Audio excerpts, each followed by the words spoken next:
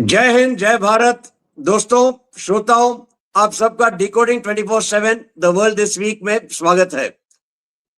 पिछली बार जनरल कार्की ने हमें बताया था कि ये टेस्ट मैच की जगह वनडे हो गया है और वनडे भी नहीं 2020 हो गया है और अलग-अलग देशों में अलग-अलग मैच चल रहे हैं और ये लगातार उसी की दिशा में चलता दिखाई दे रहा है। कुछ हम कर रहे हैं, कुछ बाहर हो रहा है। जो हम कर रहे हैं उससे हम शुरुआत करते हैं और इसमें जो हम कर रहे हैं सबसे अहमियत है कि अब हम 114 रफेल की तरफ बढ़ते जा दिखाई दे रहे हैं और इसके साथ साथ तकरीबन 60 Su-57 भी खरीदने की बात हो रही है। जनरल कार्की, आपका बहुत बहुत स्वागत है और इसी खबर में सबसे पहले आपसे बात करते हैं रफेल और उसके साथ साथ Su-57 और उसके साथ साथ एक और महत्वपूर्ण चीज हुई है, वो है एक 15 साल का रोड मैप डिफेंस का कि हम क्या क्या करने वाले हैं। इसमें एरो इंजन की भी बात है, इसमें एयरक्राफ्ट कैरियर की भी बात है, इसमें नेक्स्ट जेन वेपन्स, ड्रोन्स, सबकी बातें हो रही हैं। आप ये सर को कैसे देखते हैं? जी नमस्कार, जय हिंद। ये तो आपने शुरुआत करी है बहुत अच्छी खबर के साथ, क्योंकि जो डिप्लीटिंग एयरफोर्स स्क्वाड्रंस की फाइटर्स की हमारी स्ट्रेंथ चल रही थी, जिसमें कि अभी मिग-21 भी फेज आउट हो रहे हैं और तेजस प्रोडक्शन वो स्पीड से नहीं आ रहा है, तो ये एक वॉइड जो है अपने बेसिक एयरक्राफ्ट में और 4.5 टू 5th जनरेशन एयरक्राफ्ट, ये इस मौके पे हमारे लिए बहुत मुश्किल हो रहा था। अगर हम अपने एमका के लिए या किसी और के लिए इंतजार करते तो ये 10-15 साल का गैप जो है ये बहुत अहमियत था, जब स्क्वाड्रन स्ट्रेंथ गिर रही थी और हमें हाई टेक्नोलॉजी एज में जो है कुछ मिल नहीं रहा था हवा में। तो क्योंकि तेजस जो है वो इन फाइटर्स के कंपैरिजन में नहीं आ सकता। It can be a work horse in bulk, पर उसकी लिमिटेशंस है। ये जो ट्विन इंजन जो हैवी फाइटर्स हैं, इनकी रेडार एवरीथिंग जो पावर जनरेटेड है, वेपन कैरेज कैपेसिटी, ये अलग ही किस्म की होती है, जो कि एक छोटे एयरक्राफ्ट में आप सिंगल इंजन में वो चीज नहीं कर सकते हैं। तो ये देखते हुए हमें, पहले आपने एक एयरक्राफ्ट का नाम तो छोड़ ही दिया, F-35। वो बहुत वो तो बहुत उम्मीद F-35 से। हमें छोड़ने को तैयार नहीं था। आपको याद होगा त्रिवेंद्रम में कितने दिन रह गया, बल्कि केरला टूरिज्म में तो कह दिया गॉड्स ओन कंट्री में जो आता है वो कभी छोड़ के नहीं जाता। वो हमको छोड़ गया, फिर वो थोड़ा जापान में भी अटक गया। और जिस समय जिस इक्विपमेंट की मार्केटिंग होनी चाहिए थी दुनिया में और इंडिया में, उसकी एक उन्होंने पुश करना चाहिए था, उस समय जो ऑन ग्राउंड ऑपरेशनल डेमोन्स्ट्रेशन था उस एयरक्राफ्ट का, वो काबिले तारीफ तो मैं नहीं कहूंगा, लेकिन उसमें अगर इंडिया ने मना भी कर दिया तो जो कोई प्रो F-35 या यूएस का प्रेशर था, हमें मना करने में बड़ी आसानी हो गई अभी यूएस के प्रेशर को कि F-35 ले लो, क्योंकि ये तो ट्रंप ने अनाउंस किया था कि F-35 में अभी रिलीज कर रहा हूं कि इंडिया को ये हाईएस्ट सिक्योरिटी वाला एयरक्राफ्ट दे देंगे। लेकिन इंडिया ने कुछ और सोचा। अब आ गए हम इन दोनों पे, आपके रफाल जो 114 हम ले रहे हैं और Su-35। Su-35 जैसे हमें पता है रशिया बनाता है, और इसकी जो इनिशियल जो डिजाइन और डेवलपमेंट स्टेज थी उसमें इंडिया इसमें शामिल था 10 साल पहले, पर बीच में करेक्ट, क्योंकि इसकी FGFA प्रोग्राम था वो। बीच में FGFA प्रोग्रेस प्रोग्राम ठीक था। नहीं हुई थी। हाँ जी, तो वो चला गया। लेकिन अभी जब वो आ गया है, और सबसे अच्छी बात ये हो गई है कि वो सीरिया में भी और इधर पे यूक्रेन युद्ध में भी बैटल टेस्टेड हो गया है, बैटल टेस्ट हो गया करेक्ट। है। और हमारी जो, हमें अगर कोई इक्विपमेंट लेना है, हम एक ऐसे इक्विपमेंट में हाथ नहीं डाल सकते जिसकी हमें कोई परफॉर्मेंस लड़ाई के समय नहीं पता हो, क्योंकि इंडिया के जो क्राइटेरिया है, इंडिया जब लेता है, जिसकी ट्रायल्स होते हैं, फ्लाइट बहुत लंबे होते हैं। लेकिन अगर कोई पहले ही आप किसी को बैटल में टेस्ट करके आप उसकी परफॉर्मेंस को एवेलुएट करके प्रूव हो चुका है, जो कि Su-57 है, माना कि इसमें इतनी एडवांस चीजें नहीं है जितने की बाकी होती, लेकिन ये बल्क में बहुत अच्छा है फाइटर। और क्योंकि हमारे पास पहले सुखोई 30 मार्क MKI, MKI। इसकी, हाँ, इसकी हमारे पास पूरी फैसिलिटीज और असेंबली लाइंस हैं। तो इसीलिए नासिक में जो इनका इंफ्रास्ट्रक्चर है, उसमें भी ये स्टडी हो जाएगी कि कितना Su-57 Su-31 की जो असेंबली लाइन है उसकी कॉमनैलिटी, और उसी लाइन को आप प्रोग्रेस करेंगे। ये एक बड़ा कॉस्ट इफेक्टिव मेथड है। दूसरा, इसकी कॉस्ट F-35 के जो कंपैरिजन में बहुत कम है। तो ये भी एक हमारे लिए अच्छा है कि हम जो यूनिट्स हैं, जितने में हम 20 F-35 लेते हैं उतने में हम ये 60 सुखोई ले लेंगे। और सुखोई फैमिली पे दो हमारे और एडवांटेजेस टेक्नीशियन। हैं कार्की, इसमें दो और एडवांटेजेस हैं। नंबर एक एडवांटेज ये है कि सोर्स कोड हमें मिल रहा है। दूसरा एडवांटेज ये POP है कि जो नया जनरेशन का इंजन है विद थ्रस्ट वेक्टरिंग, वो अंडर आप यहाँ पे विद आईपीआर आपको मिल जाएगा। आप यहाँ पे उसको बना सकते हैं, यहां तक कि Su-57 को हम एक्सपोर्ट भी कर सकते हैं। तो ये एक तरीके से आप देखिए, चाहे वो इंडियन एवियोनिक्स हो, हमारी मिसाइल्स हो, चाहे आगे जो जो हम इसमें एडिशन करना चाहेंगे वो सब कर सकते हैं। इसके साथ साथ इसका जो इंटरनल बे है, वेपन्स बे, वो बढ़ा दिया है, जिससे कि आप उसमें ब्रह्मोस एक नहीं बल्कि 4 तक कैरी कर सकते हैं। तो ये एक बहुत बड़ा एडवांटेज हो जाता है जहां पे Su-57 की बात है। अब सवाल ये है कि चाहे Su-57 तो मैं मानता हूं कि 2 साल के अंदर अंदर इंडिया में मैन्युफैक्चर होना शुरू हो जाएंगे, लेकिन रफेल की बात अगर आप करें, रफेल की कहानी तो अभी सिर्फ शुरू हुई है, अभी तक अंजाम तो गई नहीं है। आपने ना कॉन्ट्रैक्ट नेगोशिएशन स्टार्ट किया है, ना ही कॉन्ट्रैक्ट साइनिंग की बात आई है। हम कह रहे हैं कि इंडिया में मैन्युफैक्चर होगा, और ये सब बिल्कुल साफ दिखाई देता है कि रफेल जो है, डेसो जो है, वो फ्रांस में रफेल बना के हमें नहीं सप्लाई कर सकता। उसे बनाना होगा कहीं और, वो कहीं और हो सकता है सिर्फ इंडिया, क्योंकि हमारे वो 26 रफेल मरीन का भी ऑर्डर है।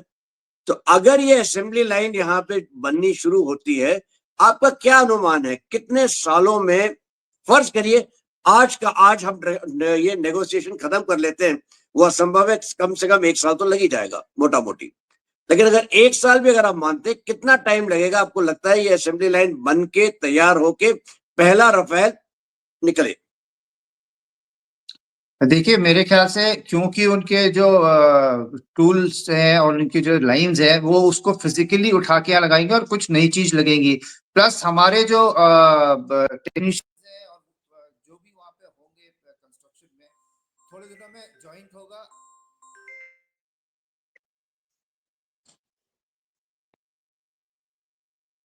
वो ज्वाइंट ट्रेनिंग होगी, ज्वाइंट करके प्रोडक्शन होगा, तो करके आप जस्ट स्टार्ट कितनी अगेन फ्रॉम जल्दी योर खींच आंसर। लें। करके करके okay, start again from your okay, answer. वो काट देगा इतना हिस्सा डन। बाद में।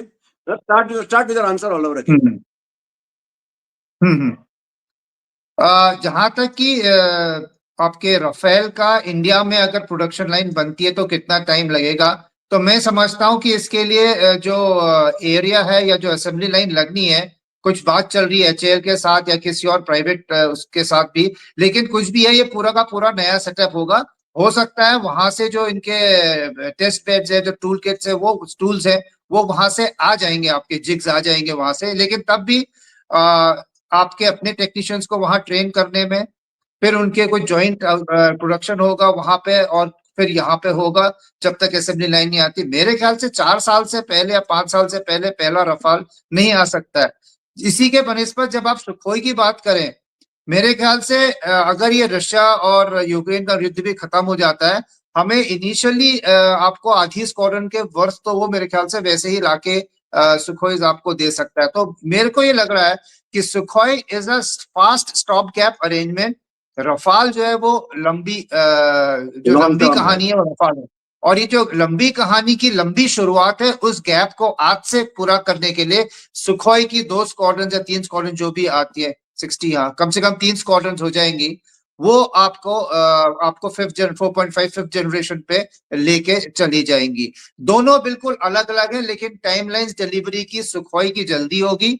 उसका पूरा सोर्स कोड आपके पास है, तो आप अपने हिसाब से उसको बना सकते हैं। और अब इसी पे प्रेशर रफाल पे बनेगा, जो उन्होंने अभी सोर्स कोड नहीं दिए थे सिंदूर में। एक टफ नेगोशिएशन उस पे भी हमारा होगा कि अगर आप यहाँ बनाएंगे, और उसके बाद MRO यहाँ पे आ जाएगा, क्योंकि आप जब बना रहे हैं तो रफाल का MRO भी यहाँ पे आएगा। दुनिया भर की सर्विसिंग हम करेंगे, तो ये फ्रांस को सोचना होगा कि सोर्स कोड काफी हद तक उनको हमें देना होगा। और फ्रांस की आज की तारीख में इकोनॉमिक जो स्टेट है, वो IMF लोन देने के कगार पे खड़ा हुआ है, पॉलिटिकल इंस्टेबिलिटी है, तो उनको भी इंटरनली अपने लिए एक दिखाना है कि हमने इतना बड़ा डील कर लिया है और ये गवर्नमेंट की सक्सेस है। तो ये टाइम है जब हम उनसे एक अच्छा डील ले सकते हैं। और दूसरी बात, अगर रफाल पाकिस्तान के क्लेम के हिसाब से 3 गिने होते, क्या हिंदुस्तान 114 और वैसे हवाई जहाज लेता? तो ये भी आपको जो कहानी है और जो एक्चुअल परफॉर्मेंस है रफाल की, उसका उत्तर जो है, आंसर ये रहा कि हमारे को इस पे इतना भरोसा है कि हम इसके अभी रिपीट ऑर्डर्स दे रहे हैं। तो success of op absolutely, Sindoor and the story line absolutely, continue. बिल्कुल। और एक एक कहानी तो हो गई हमारी राफेल की, और पाकिस्तान की जो झूठी कहानियां शुरू होती हैं वहां पे एक कहानी चल रही है, या एक रायता फैला हुआ है हमारे बिल्कुल बगल में नेपाल के अंदर। नेपाल में कहने के लिए एक तरह से ये जेनजी का रेवोल्यूशन है। जेनजी जेनजी बिल्कुल पूरी तरह से खड़ा हो गया, मारने के लिए तैयार हो गया, यहां तक कि कितने सारे लोग मरे हैं। एक एक्स प्राइम मिनिस्टर की पत्नी की भी मौत हो गई है इसमें। दूसरी तरफ से देखिए, जेनसी जेनसी ने अपना नया प्राइम मिनिस्टर जो सिलेक्ट किया है, वो भी एक बिल्कुल मॉडर्न तरीके से, अगर आप कहना चाहें तो उस तरह से किया है। एक गेमिंग ऐप जिसका नाम है डिस्कॉर्ड, उस पे एक ये रन किया था कैंपेन, और वहां से सुशीला कार्की जी सक्सेसफुल होके आई हैं। यहां देखिए आप, आपको नहीं लगता है कि ये एक दिन में हुआ होगा?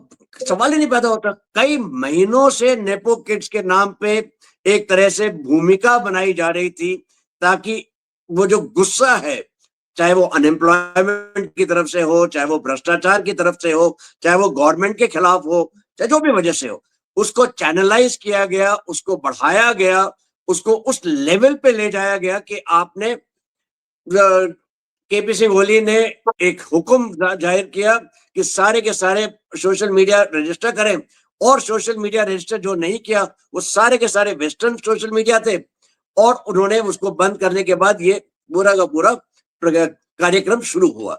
आपको क्या लगता है, ये सोची समझी साजिश है, या ये एक सडन उबाल है, या इसमें कुछ और है? किसके हाथ है? कई लोग तो कहते हैं इसमें चीन का हाथ है, क्योंकि देखिए चीन चाहता है हिंदुस्तान को डिस्टेबलाइज करे। गलवान में हो नहीं पाया, ईस्ट में हो नहीं पाया, तो चलो ठीक है, बीचों बीच अगर नेपाल के जरिए आ जाते हैं तो गैंजेटिक प्लेन, मतलब हमारे बिल्कुल सॉफ्ट अंडरबेली पे उनको एक्सेस मिल जाएगी। हो सकता है वो कोशिश हो रही है कि चिकन स्नैक पे किसी तरह से चीन हावी हो जाए। दूसरी तरफ है अमेरिका। हम कहते हैं अमेरिका का ये बिल्कुल क्लियर कट टूल किट है रजीम चेंज का। यही हर बार हुआ है, चाहे वो पाकिस्तान में शुरू हुआ, फिर मालदीव, फिर श्रीलंका, मालदीव्स, बांग्लादेश, और अब नेपाल। एक तरह से इंडिया के चारों ओर एक तरह से आप आग लगा दें, आग ही आग हो जाए, ताकि इंडिया के ऊपर फाइनली आप एक टूल किट का इस्तेमाल कर लें।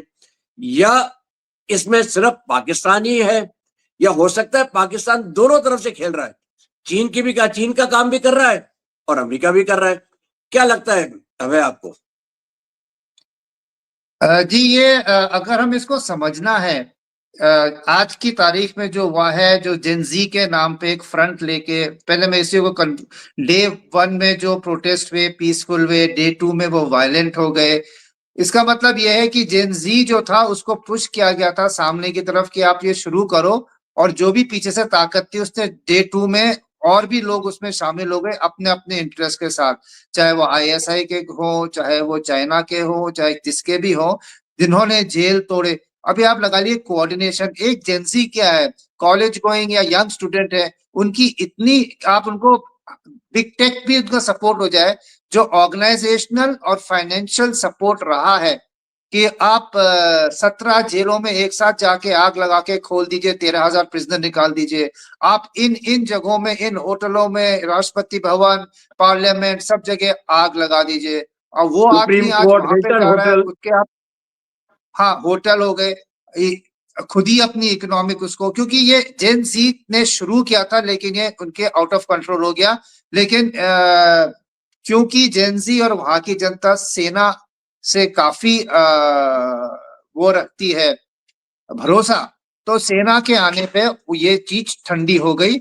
और जो नाम भी आ रहे थे पहले पहले, अब पहले ये अपने कार्की जी का मेरे नाम वाली है, तो सुशीला कार्की जी का नाम पहले नहीं आया था। पहले तो आपके वो शाह थे जो रैपर और इंजीनियर थे। हाँ, संभव बालन कुछ शाह। चीज ऐसा हुआ है, हाँ, बालूशाह की, उसको थोड़ा सा पीछे हटना पड़ा है और ये आ गई है।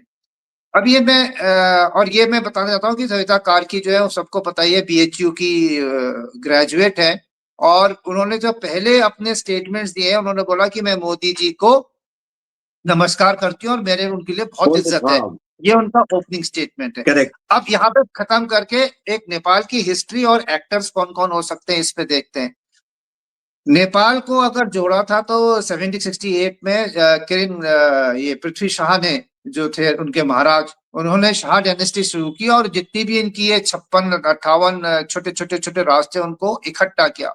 और एक बहुत इसमें ही एक सशक्त, और जब इंटरेस्टिंग चीज है अभय, जो मैं बताना चाहूंगा, वो ये है, जब chief of army staff Nepal के, जब उन्होंने अपना एड्रेस किया था स्टूडेंट्स को और नेपाल को, उन्होंने इन्हीं की फोटो पीछे रखी थी, प्रेसिडेंट की फोटो नहीं रखी थी, पृथ्वी शाह जी, की फोटो तो पीछे ये, रखी थी। हाँ, मैं इसी पे आ रहा था कि जब नेपाल के जो आर्मी थी, उस समय जब इंडिया में battle of Plassey 1757, battle of Buxar ये चल रहे थे और ब्रिटिश जो थे वो कलकत्ता ईस्ट से गैंजेटिक प्लेन में दिल्ली की तरफ आ रहे थे। उनकी एंग्लो नेपाल वॉर भी थी क्योंकि वो उधर को भी बढ़ना चाह रहे थे, नॉर्थ को। लेकिन जो ये शाह की जो रॉयल आर्मी थी, उन्होंने ऐसे दांत खट्टे किए, जो ट्रीटी ऑफ सिगोलीवी, और अंग्रेजों ने सलूट किया उनको। और एक ट्रीटी में यह हुआ कि आप अपना राज रखो नेपाल, पर आप हमारी तरफ से आप लड़ना शुरू कर दो। तो ये उसकी जो राजा की मोनार्की और जो उसकी सेना थी, उसकी ये प्रतिभा है और ये उसका इतिहास है। वो कभी अंग्रेजों के गुलाम नहीं रहे, गुलामी की मानसिकता नेपाल में नहीं है। हम लोगों की अभी भी गोरी चमड़ी को देखे, अंग्रेजों के देखे तो गरीब होगा नेपाल आज के तारीख में, लेकिन सेल्फ रिस्पेक्ट उस देश में बहुत है। अब क्या हुआ, बहुत है, जब, एब्सोल्युटली, एब्सोल्युटली। तो क्या आपको अब लगता है वो तो, इसी एक सेल्फ रिस्पेक्ट की वजह से, एक तरह से देखिए, अनएम्प्लॉयमेंट अगर नेपाल में पिछले 2 साल में बढ़ी है, 3 साल में, उसका एक बहुत बड़ा श्रेय होता है कि हम भारतीय सेना में कई लाख नेपाली गोरखा आते हैं हमारे गोरखा रेजिमेंट्स में।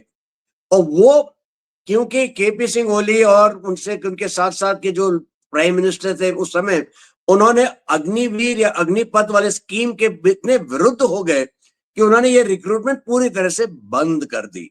और क्या ये एक बड़ा मसला नहीं है जिसकी वजह से अनएम्प्लॉयमेंट वहां पे बढ़ी है?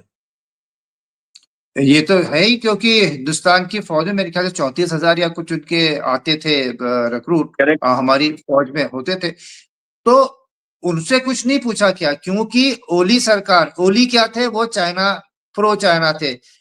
हमेशा जब भी नेपाल का प्रधानमंत्री आता है, पहली उसकी visit, foreign visit Hindustan Delhi को होती है, ये प्रोटोकॉल है। करेक्ट। लेकिन ओली पहला आदमी था जो बीजिंग और चाइना पहले गया अपने पिछले साल इलेक्शन के बाद। तो वो तो बड़ा क्लियर था।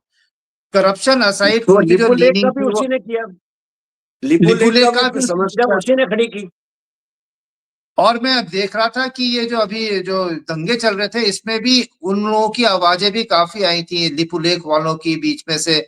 और एक इंडिया के रिपोर्टरों को मार के भगा भी रहे थे एक जगह भीड़ पे, तो उनके लोग भी उसके बीच में शामिल थे। और पर मैं जहां से बात कर रहा था इनकी फौज के बारे में, और जो इन्होंने राजा की फौज की इज्जत, राजा की इज्जत और फौज की इज्जत, ये अभी भी बरकरार है। जब कम्युनिस्ट माओवादी आए, सिविल वॉर भी, उसके बाद जब वो पावर में आए, तो सेना से सबसे पहले उन्होंने, क्योंकि वो राजा के वो थे वफादार, तो उनकी बहुत ह्यूमिलिएशन भी है जगह जगह पे। पहले तो आर्मी के आगे रॉयल हटा दिया, फिर राजा की फोटो वोटो लगाने से बंद कर दिया। तो ये जो चीजें थी, आर्मी को भी ढंग नहीं लग रही थी। दूसरा, खुद ये लोग जो माओवादी आए थे, ये आए थे, आने के बाद वो अपने को जनता से उन्होंने अलग कर लिया था, करप्शन और इसमें पूरे लीन थे। जो भी गवर्नमेंट आती थी उसमें अपने मिनिस्टर लगा देते थे। अकाउंटेबिलिटी कमेटी जो बनी है उसमें ऑपोजिशन और गवर्नमेंट दोनों साथ ही में मिनिस्टर बन रहे हैं। तो जनता का उन्होंने कल्याण, जैसे हमारे वहां अभी मोदी जी गए हैं, मणिपुर गए, 7,000 मकान बनाएंगे, ये बनाएंगे, लोगों से मिलना, वहां ऐसा कुछ नहीं होता था। 2 सेक्शन थे, एलीट और ये, और फौज को थोड़ा हर जगह दरकिनार और हर जगह उसकी बेइज्जती या उसको ह्यूमिलिएट कर रहे थे। ऐसे में फौज जो थी वो भी काफी नाखुश थी, लेकिन वो चुपचाप न्यूट्रल रोल में खड़ी थी और उसकी लॉयल्टी थी राजा के साथ, और वही दर्शाया गया जब चीफ ने भी बोला है। तीसरा क्या है आपको लगता है चाइना। कि एक तरह से मोनार्की वापस आएगी? क्या वो नेपाल के लिए बेहतर होगा मोनार्की का वापस आना? क्योंकि अगर मोनार्की वापस आती है तो एक तरीके से आप ये सोच सकते हैं कि वापस हम हिंदू राष्ट्र की तरफ, जहां तक नेपाल का सवाल है, हिंदू राष्ट्र की तरफ एक आध कदम आगे बढ़ाए जाएंगे। ठीक है, लेकिन चलते बिल्कुल। हैं हम यहां से सीधा का सीधा दूसरे वनडे, दूसरे T20 मैच जो चल रहा था, वो चल रहा था, वो एक्चुअली मल्टीपल जगह में चल रहा है, एक साथ 6 देशों में चल रहा है, क्योंकि इसराइल ने 72 घंटे के दरमियान 6 देशों के ऊपर अटैक किया।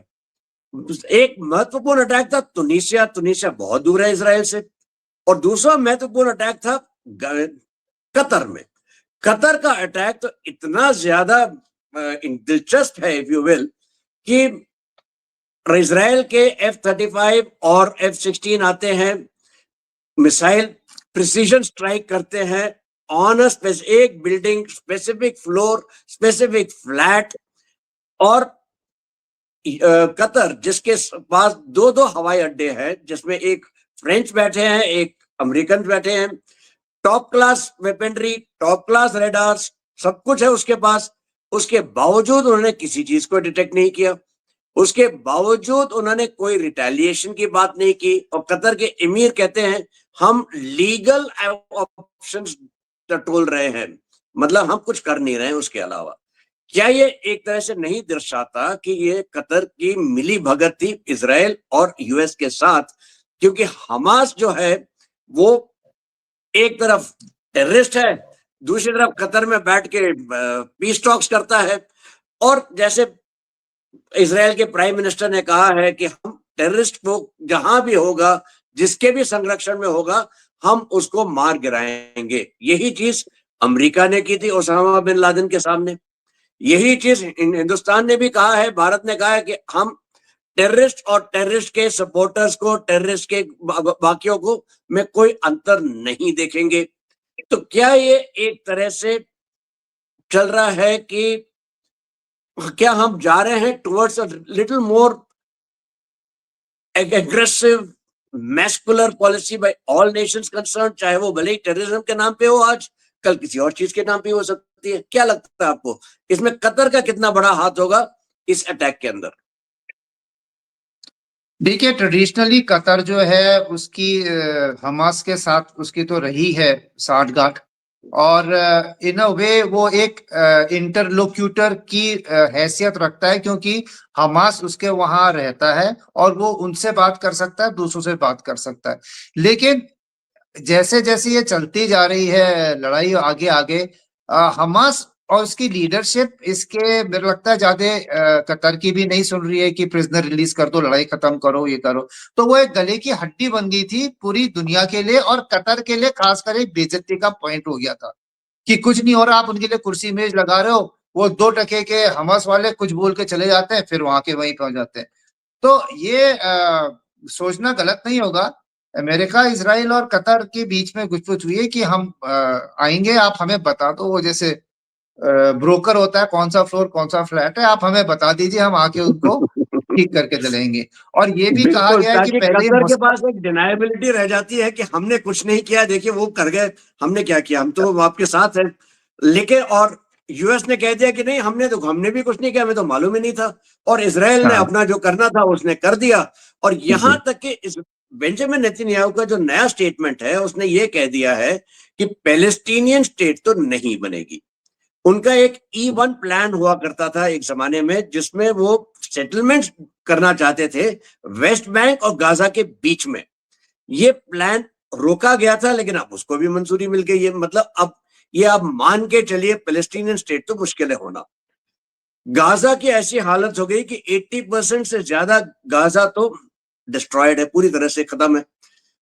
और अब मुझे तो ऐसा लगने लगा है कि शायद सेनाई का कुछ हिस्सा, हो सकता है सीरिया का कुछ हिस्सा अलग करके उनको बोल दें कि भाई आप पैलेस्टीनियन इधर जाइए, क्योंकि कोई भी मुस्लिम देश पैलेस्टीनियन को यहाँ अपने घर में पनाह देने को तैयार नहीं है। खास करके इसलिए कि पैलेस्टीनियन जो है वो पूरी तरह से रैबिट इस्लामिस्ट है, बहुत ज्यादा कट्टर हैं और किसी की नहीं सुनते, वो कुछ भी करने का कर देते हैं। इसलिए मुस्लिम देश भी उनको नहीं लाना चाहते।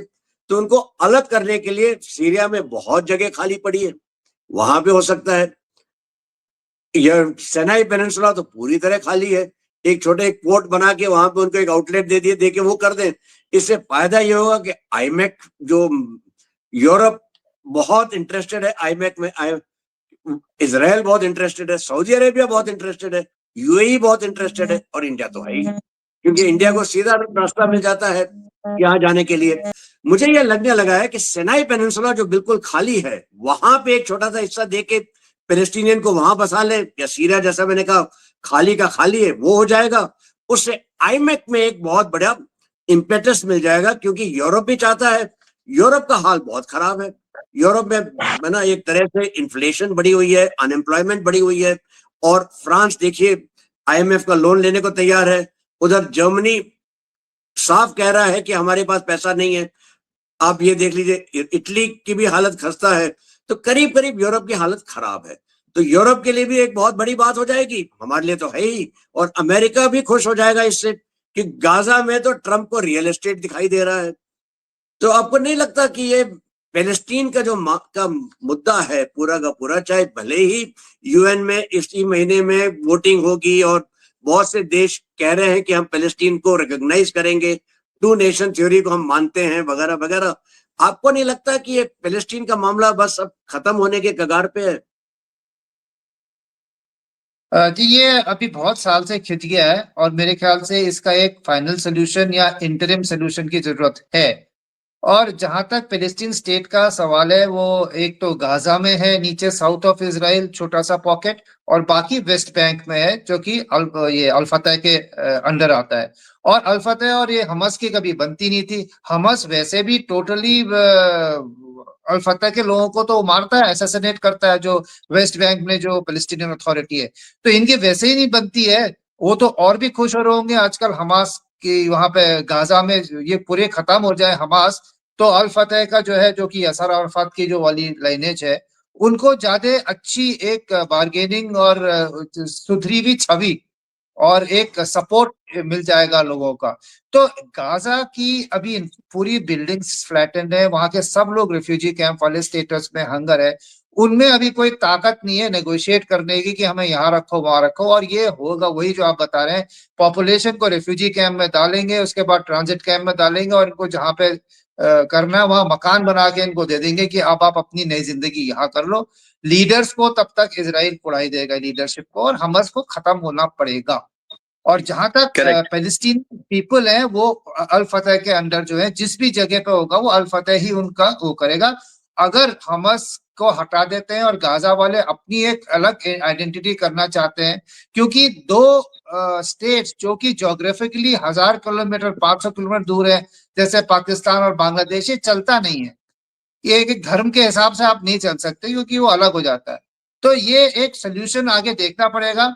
दूसरा, अमेरिका क्या सोचता है? अमेरिका आज के तारीख में बड़ा वेस्टर्न मीडिया में चल रहा है, वही सोचता है जो नेतन्याहू सोचता है।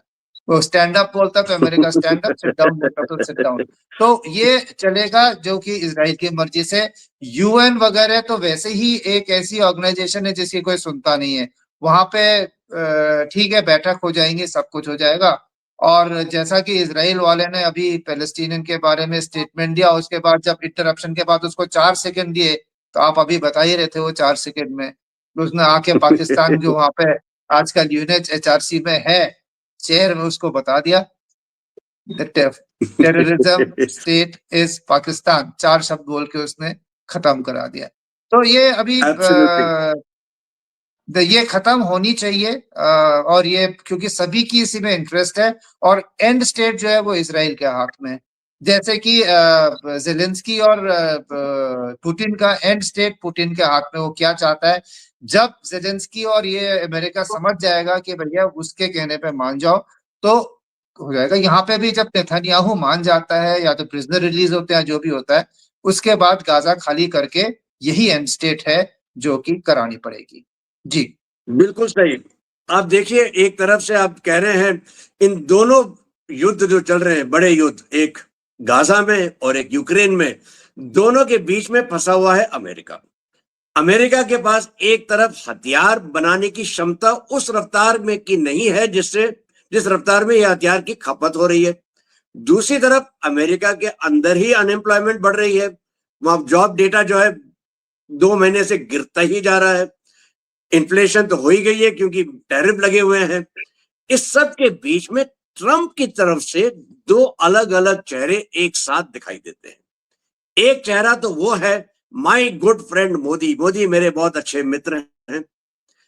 वहां पे सेर्गेई गोर को एम्बेसडर का नाम दिया। सेर्गेई गोर ने सेनेट में जाके कहा कि नहीं, हम तो बहुत करीब आ गए हैं ये ट्रेड युद्ध को सॉर्ट आउट करने के लिए, और ये हफ्तों में हो जाएगा। अगले ही हफ्ते भारत के ट्रेड मिनिस्टर आएंगे और वो कुछ करेंगे वगैरह वगैरह। दूसरी तरफ में कहते हैं, ट्रंप खुद कहते हैं कि मैंने ट्रेड नेगोशिएशंस फिर से स्टार्ट कर दिए हैं। लेकिन वही ट्रंप है जो यूरोपियन यूनियन को कहते हैं कि आप हिंदुस्तान और चीन के ऊपर 100% टैरिफ सैंक्शन लगाएं। वहां पे उनकी दाल नहीं गली तो गए G7 के पास। G7 के भी वहां पे उनको नहीं दाल गली। अब वो नेटो के पास गए हैं, लेकिन यहाँ पे भारत का नाम नहीं है। भारत का नाम निकाल दिया उन्होंने, और उन्होंने सिर्फ ये कहा है कि नेटो को अब चीन के ऊपर 100% टैरिफ लगाने चाहिए ताकि अमेरिका के ऊपर, सॉरी, रशिया के ऊपर दबाव पड़े। उन्होंने खुद कह दिया कि देखिए, ये दबाव डालने के लिए हमने टैरिफ डाला इंडिया के ऊपर, इससे हमारे दोस्ती में भी असर पड़ रहा है और इंडिया और रशिया की दोस्ती में भी असर पड़ रहा है। तो ये क्या हो रहा है यहाँ पे? आप कौन सा ट्रंप का चेहरा असली मानते हैं? आपको क्या लगता है कि ये जो चल रहा है ट्रंप के साथ, ये कब तक चलेगा और यूरोप कब तक इसके जिम्मेदारी ले सकता है? क्योंकि यूरोप खुद कंगाली के ना बिल्कुल सामने खड़ा हुआ है। फ्रांस, आप ही ने अभी थोड़ी देर पहले बताया था, बिल्कुल सही बोला था कि फ्रांस की हालत इतनी खराब है कि वो जा रहा है IMF के पास लोन लेने। ब्रिटेन IMF के लोन लेने के बहुत करीब है। उसका अपना डेट जो है GDP का 105-107% पे पहुंच गया है। जर्मनी रिसेशन के सामने खड़ा हुआ है। यही तो 3 सबसे बड़े देश हैं यूरोप के, EU के बाहर है ब्रिटेन, लेकिन यही तो 3 सबसे बड़े देश हैं यूरोप में जिनकी अर्थव्यवस्था अच्छी है। बाकी सारे के सारे गिर रहे हैं, सबकी हालत खस्ता है। उधर पोलैंड के ऊपर एक वाकया हो गया जिसमें कुछ ड्रोन आए, उन्होंने कहा ये हमारे ऊपर अटैक है। अमेरिका कहता नहीं नहीं, ये शायद गलती से होगा। और उसके साथ साथ रशिया और बेलारूस एक्साइज नापत कर रहे हैं, विच मींस वेस्ट। और वेस्ट में कौन है? पोलैंड। वहां पे न्यूक्लियर का भी सिमुलेशन कर रहे हैं। इसके विपरीत नेटो ने भी एक एक्सरसाइज शुरू कर दी है। क्या देख रहे हैं आप? चैप्टर 4 को इन्वोक करने के बाद क्या हम वर्ल्ड वॉर 3 के करीब पहुंचे हैं, या ये सिर्फ पॉस्चरिंग है ताकि नेगोशिएशन टेबल के ऊपर हम किसी ना किसी तरह से एक अच्छी पोजीशन में हो जाएं कि एक अच्छा मसौदा, एक अच्छे समझौते के ऊपर हम आ सकते हैं? क्या लगता है हमें, आपको? जी, तो काफी लंबी कहानी थी, तो हम शुरू करते हैं। ट्रंप का क्या अभी इसमें रुख है? ट्रंप ने यूरोप को बोला है कि आप G7 और इन सबको मिलके नेटो को, कि यूरोप जो है वो खुद तो अपना कम कर नहीं रहा है, और मैं जो कि इस लड़ाई से लेना देना नहीं है, मैं टैरिफ लगा के बैठा हुआ हूं, आप इसको कर नहीं रहे हो, तो अगर ये आप इसमें साथ में नहीं है अपनी लड़ाई में, तो क्या है? इसका मतलब ट्रंप धीरे धीरे अपने को इस टैरिफ वाले जो झमेला है उससे विड्रॉ करके ये कहना चाह रहा है, जब जो लड़ने वाले हैं जिनको चाहिए वो नहीं मान रहे हैं, जब यूक्रेन खुद डीजल इंडिया से ले रहा है, तो मैं क्यों टैरिफ के चक्कर में हूं? एक। दूसरा, उसने जब देखा चाइना और इंडिया नजदीक आ गए इंडिया पे टैरिफ डाल के, तो वो ब्रिक्स के बीच में एक दरार डालने के लिए वो इंडिया को धीरे से नाम उसका खामोश करके चाइना के ऊपर टैरिफ पे हल्ला कर रहा है कि चाइना को मैं टारगेट कर रहा हूं। ये वो कर रहा है अपनी डोमेस्टिक ऑडियंस के लिए भी, क्योंकि जो डीप स्टेट बोलो या जो उसकी ब्यूरोक्रेसी है, जो डेमोक्रेट्स हैं, उन्होंने इसकी जिंदगी वो कर दी है कि आपने 25 साल की यूएसए की मेहनत पे पानी फेर दिया है। जिस हिंदुस्तान को हम धीरे धीरे करके अपनी तरफ को ला रहे थे, आपने उसको चाइना की बाहों में भेजने की आपने गोद एक में बैठा गुस्ताखी दिया है। की है।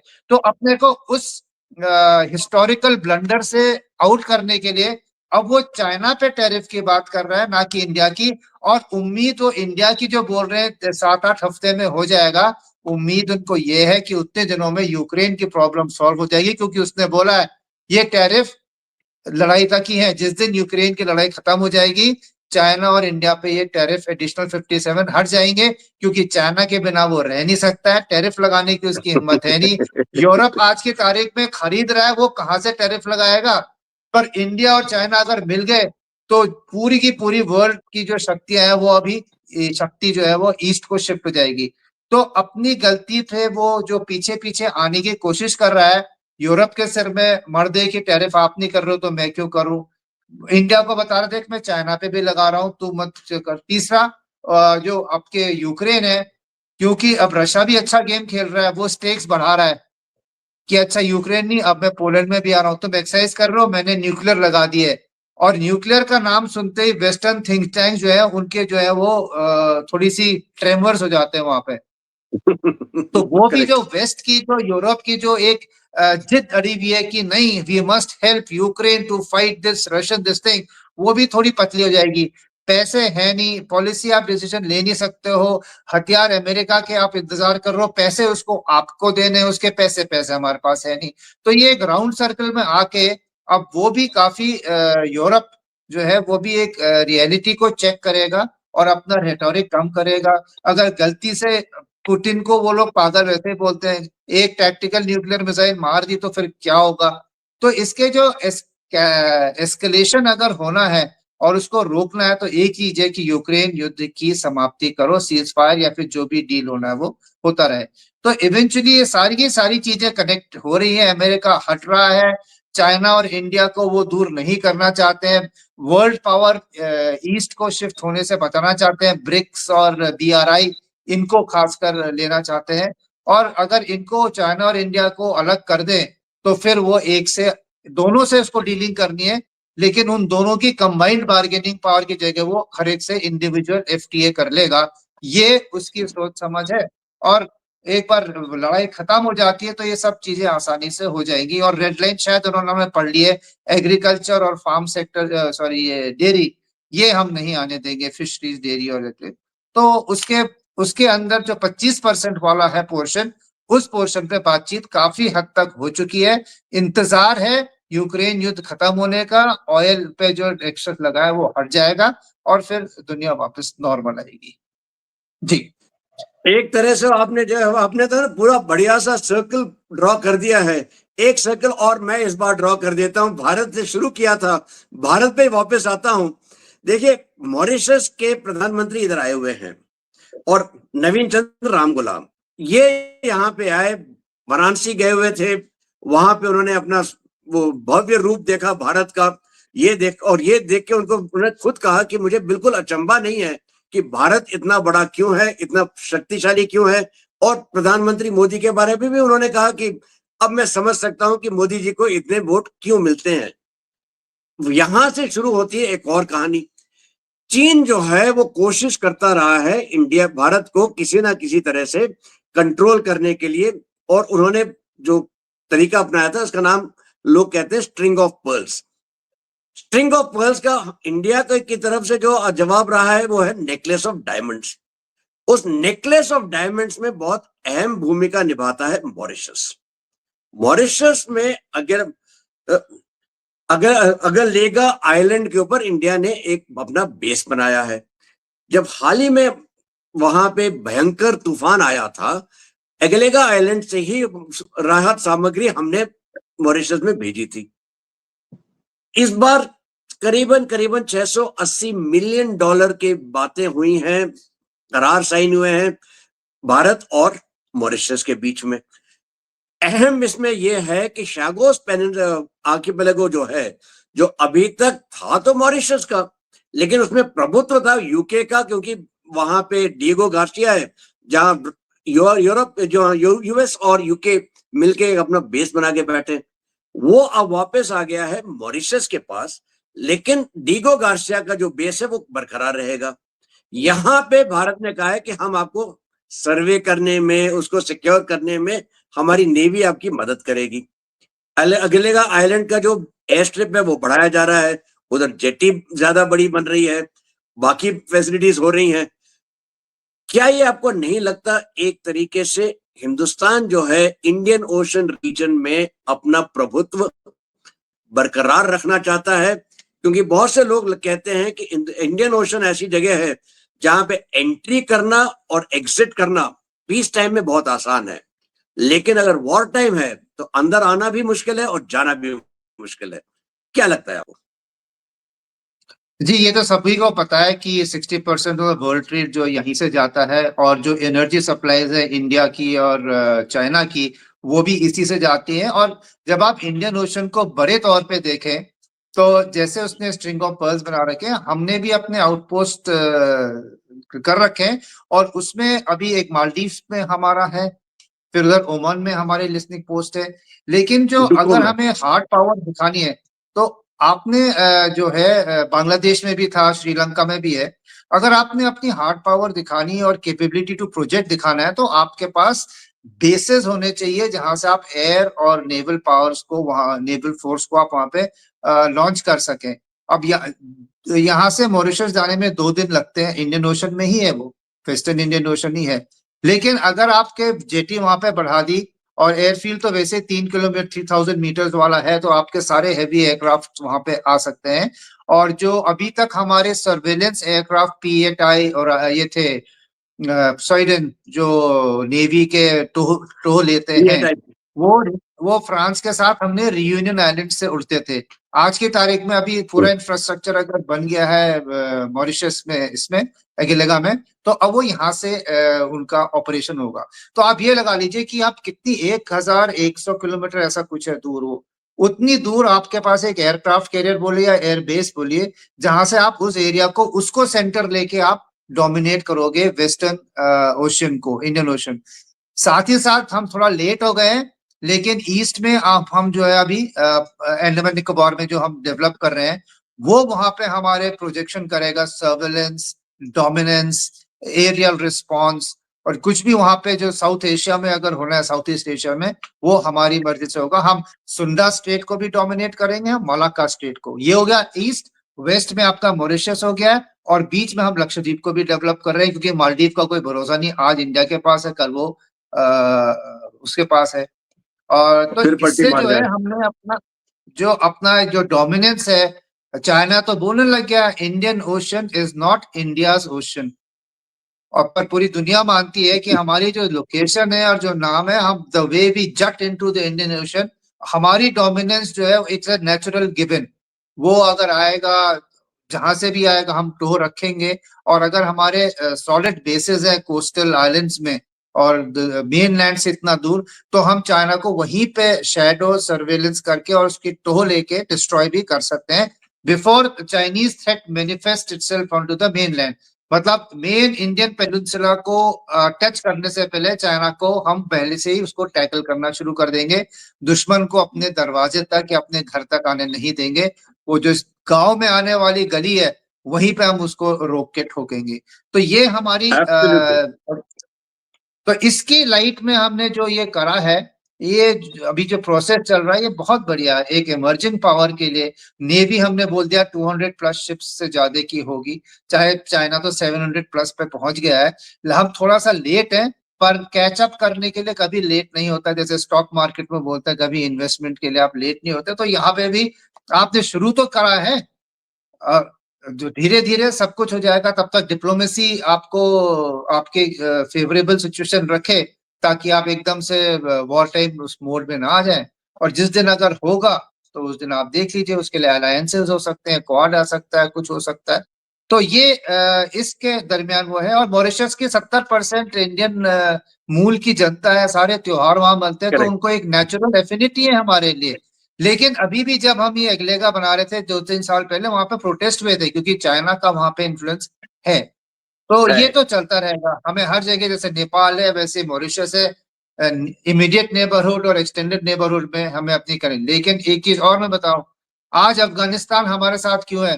क्योंकि हमने हमेशा सॉफ्ट प्रोजेक्ट्स पे, वहां पे इंफ्रास्ट्रक्चर पे लगाया था। जब अमेरिका अफगानिस्तान में चल रही थी, इंडिया को बोला था 8 डिवीजन ट्रुप्स आप भेजिए। इंडिया ने बहुत सोच समझ के मना कर दिया था, no boots on ground fighting Afghans. तो अफगान अगर इंडिया को याद करते हैं तो सलाल डैम हो गया, जो आपका, सॉरी, उनका जो डैम बना दिया उनके, पार्लियामेंट बिल्डिंग, हॉस्पिटल्स। वैसे ही सेशल्स अगर याद रखेगा तो अभी उनकी बिल्डिंग बना रहे हैं, एटीसी बना रहे हैं, वहां भी एक वर्ल्ड क्लास हॉस्पिटल आएगा। गिनी के आप देखिए प्रेसिडेंट, हमें क्या मतलब था गिनी से? उनको जब हमने भेजा, जब प्रधानमंत्री बाद में गए, तो वो इतने कृतज्ञ थे कि उन्होंने प्रधानमंत्री जी के, मोदी जी के पैर भी छू दिए। Pass away. तो ये हमारे Absolutely. Diplomacy, this gives us strength, and we have invested बिल्कुल। very well in these तो हमें littoral states. बिल्कुल सही कहा आपने, दिस गिव्स अस स्ट्रेंथ। क्योंकि फाइनली देखिए आप, डिप्लोमेसी तभी आपकी सक्सेसफुल होती है जब आपके पास स्ट्रेंथ हो। स्ट्रेंथ का मतलब है मेरे हार्ड पावर, हार्ड पावर का मतलब होता है सबसे पहले मिलिट्री पावर, और मिलिट्री पावर के साथ साथ इकोनॉमिक पावर। मिलिट्री पावर हम एक तरफ से डेवलप कर रहे हैं, चाहे वो सूट 57 हो, चाहे वो 114 रफेल हो, चाहे वो हमारा 15 साल का पर्सपेक्टिव प्लानिंग कि हम अपने भारत को कहां तक लेके जाएंगे। उसके साथ साथ हमने ना वो मुहिम भी स्टार्ट कर दी है, जिससे जो हाफ फ्रंट जो हिंदुस्तान के अंदर हमें हमारी जड़ों को खोखला करता है, उसके खिलाफ भी हमने एक्शन लेना शुरू कर दिया है। यहाँ पे भी हमें बहुत मजबूती से काम करना पड़ेगा। फाइनली देखा जाए तो एक तरह से पूरा विश्व जो है, एक तरह से वहां पे आग लगी हुई है। इस अब सब जगह लगी हुई आग में एक ही अगर स्थिर कोई जगह है, एक ही अच्छी सी जगह कोई है शांत, वो है भारत। भारत में सब आना चाहते हैं, चाहे वो अमेरिका हो, ट्रेड डील करना चाहता है, ब्रिटेन ने ट्रेड डील कर ली है, यूरोपियन यूनियन ट्रेड डील करना चाहता है। दूसरी तरफ से आप देखिए ऑस्ट्रेलिया अपना एफटीए को बढ़ाना चाहता है, ईएफटीए से हमने हमारा डील हो चुकी है। कौन हमारे पास नहीं आना चाहता है, चाहे वो चीन हो, चाहे वो रशिया हो, या वो अमेरिका हो। जेलेंस्की और यूरोप ने एक तरीके से हार मान ली है कि अमेरिका सुलह नहीं करा पाएगा। संभवतः भारत को यहाँ पे काम करना पड़ेगा यूक्रेन के मसले पे, तो वहां पे भी हम आगे बढ़ रहे हैं। ये सब को देखते हुए मुझे तो लगता है ये जो T20 का ग्लोबल सीरीज चल रहा है, 2025 का मुकाबला, इसमें देखिए आगे चल के विजयी कौन बनता है। अगले हफ्ते तक इंतजार कीजिए, अगले हफ्ते हम फिर मिलेंगे। और ये मत भूलिएगा हमारी वीडियो को लाइक करें, सब्सक्राइब करें और शेयर करें। तब तक जय हिंद, जय भारत।